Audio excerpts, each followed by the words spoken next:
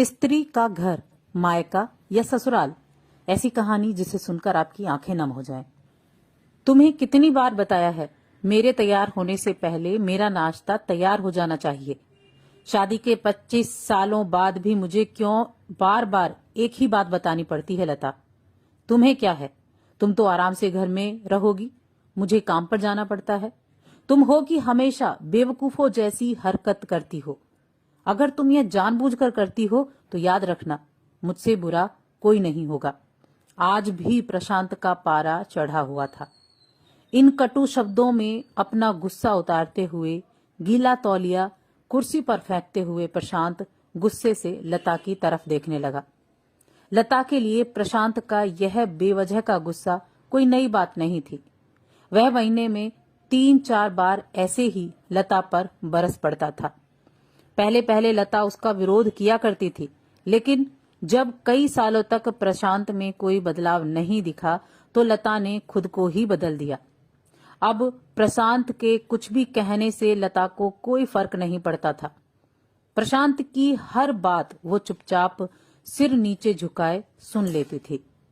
शादी के पहले 5 साल तक लता ने पूरी कोशिश की थी कि प्रशांत को बदला जाए, लेकिन फालतू का गुस्सा करना और बाद में लता को भला बुरा कहना, यह मानो जैसे उसकी आदत बन गई थी। कोई भी विवाद होता, सीधा प्रशांत लता को बोल देता, अगर मैं तुम्हें अच्छा नहीं लगता तो क्यों नहीं चली जाती अपने मायके, क्यों रहती हो मेरे साथ? इतना सब होने के बावजूद लता प्रशांत के साथ रहती थी, क्योंकि उसे अपनी बेटी की फिक्र थी। और वह जाती भी कहां? अपने बूढ़े हो चुके माँ बाप को इस उम्र में परेशान करना वह नहीं चाहती थी। समाज और लोग क्या कहेंगे, यह भी तो उसे ही देखना था। वह इतनी पढ़ी लिखी भी नहीं थी कि खुद जाकर कोई नौकरी कर सके और अपना और अपनी बेटी का पालन पोषण कर सके। लता को अब अपनी फिक्र नहीं थी, उसको फिक्र थी तो बस अपनी शादी लायक हो रही बेटी की।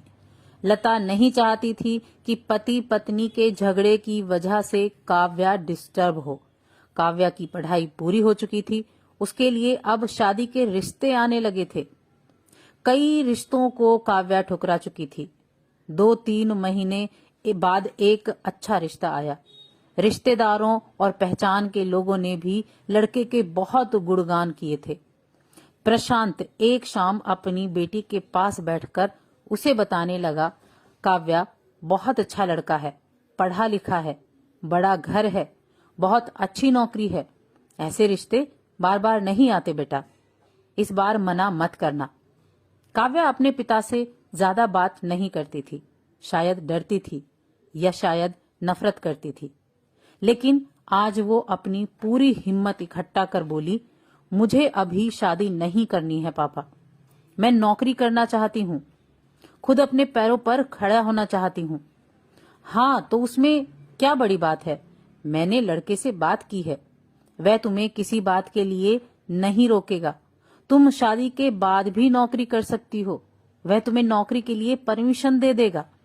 प्रशांत बोला, मेरा नौकरी करना या ना करना उसकी परमिशन पर डिपेंड क्यों करेगा पापा? काव्या ने पूछा।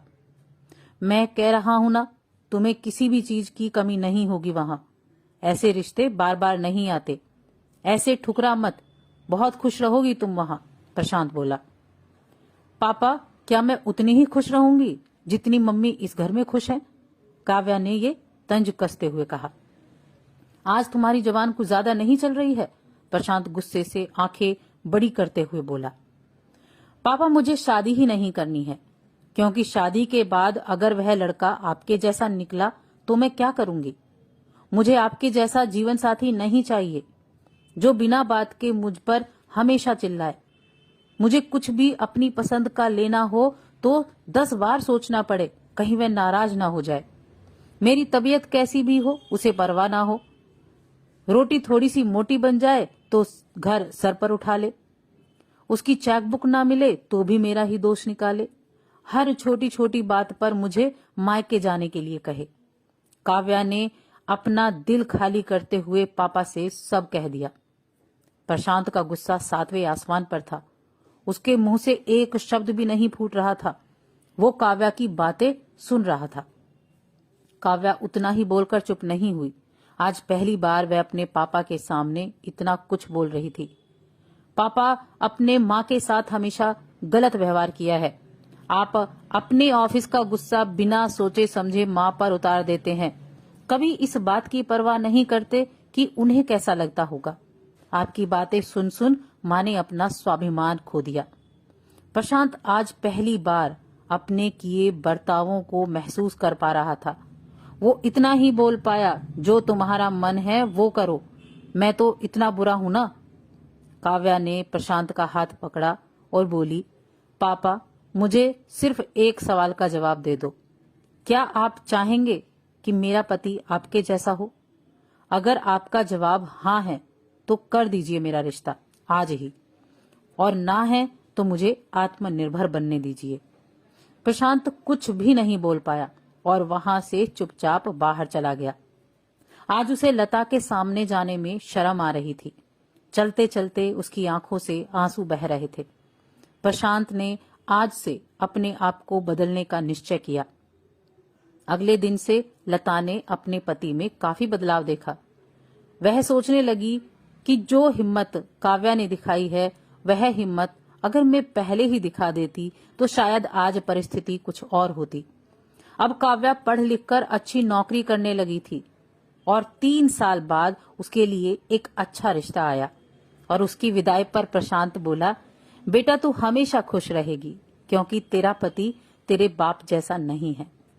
प्रशांत की यह बात सुनकर लता और काव्या की आंखों से आंसू बहने लगे। दोस्तों, हमारे समाज में औरतों को भले ही देवी का दर्जा दिया जाता है, लेकिन वह स्वतंत्र कभी नहीं होती, ना ही उन्हें स्वतंत्र रहने की इजाजत होती है। उन्हें बचपन से ही बताया जाता है कि वह पराया धन है। स्कूल से आने में देरी हो जाए तो पिटाई मिलती है, मोबाइल पर बातें करते हुए दिख जाए या खिड़की से झांकते हुए दिख जाए तो शक किया जाता है।